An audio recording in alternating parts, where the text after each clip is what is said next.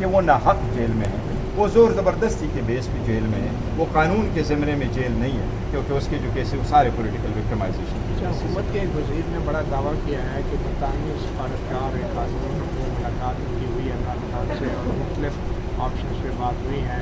عطاء الرحمان آپ جانتے ہوں گے، بڑے مشہور سیاستدان ہیں آپ کی طرح، تو سر یہ کیا آپ سمجھ رہے ہیں کہ بات درست ہے؟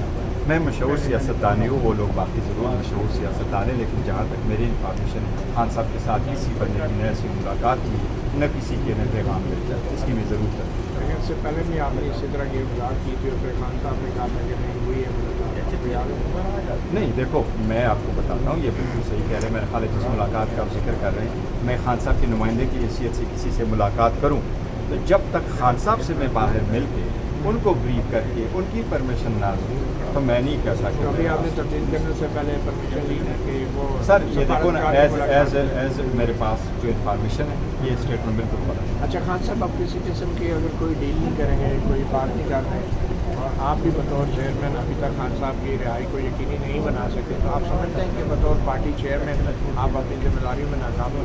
نہیں دیکھو، ہم میں سے کوئی بھی بطور پارٹی ورکر جو ہے ہمارا ناکام نہیں ہوا ہے، ہمارے لوگوں نے بڑی قربانی۔ چیئرمین میں یہ کہہ رہا ہوں، چیئرمین کی حیثیت سے میں کہہ رہا ہوں، دیکھو وٹ از دا کوسچن، کوئی بھی بندہ جو پاکستان تحریک انصاف کے ساتھ ہے، ہم جو بھی اسٹرگل کرتے ہیں خان کے مشورے، اجازت اور اس کی رہنمائی میں کرتے ہیں۔ خان صاحب سے ملاقات کی گائیڈ لائنس دیتے ہیں اور آگے کی طرف بڑھتے ہیں۔ دیکھو وہ لوگ ہار جاتے ہیں جو کہیں دیٹس اینڈ آف اٹ، یہ کوئی اینڈ آف اٹ نہیں ہے، ہمارے ساتھ بڑی زیادتی ہے، لوگوں کے ساتھ ہے، ہمارے بچوں کے ساتھ ہے، عورتوں کے ساتھ ہے، ورکروں کے ساتھ ہے، پارلیمنٹیرینس کے ساتھ ہے، اس کی مثال نہیں ہے، یہ ساری دنیا جانتی ہے، لیکن اسٹرگل ہمارا کنٹینیو کرے گا اس وقت تک جب تک حادثہ باہر نہیں نکلتا۔ اور میں نے آپ کو پہلے بھی کہا ہے کہ 26ویں ترمیم کے بعد عدلیہ کس طرح رہی، یا آپ اپنا کیمرہ لے کے جائیں، عوام کی جب لوگ لڑتے ہیں تو لوگ عدلیہ کے پاس جاتے ہیں کہ ان سے وہاں ریلیف ملے۔ آپ خود اپنے کیمرے والے لے کے آپ لوگوں کی بھی، لیکن دیکھو ختم کیسے کرنا ہے، ہوش کے ناخن لینے چاہیے، کسی ریاست خطرے میں پڑ جائے گی، جمہوریت خطرے میں پڑ جائے گی۔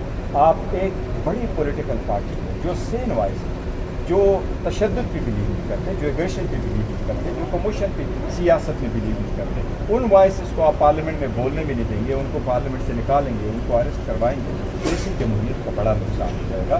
اس لیے یہ جتنا جلد ہو سکے اس کو ختم کریں اور بہتری کی طرف اچھا یہ بتائیں کہ لوگوں کا یہ کہنا ہے کہ آپ وکالت زیادہ کرتے ہیں اور سیاست کم کرتے ہیں، وکالت بھی آپ کی جاری ہے بھائی جب پارٹ ٹائم ہے یا وہ فل ٹائم ہے، یا یہ سیاست فل ٹائم ہے پارٹ ٹائم ہے؟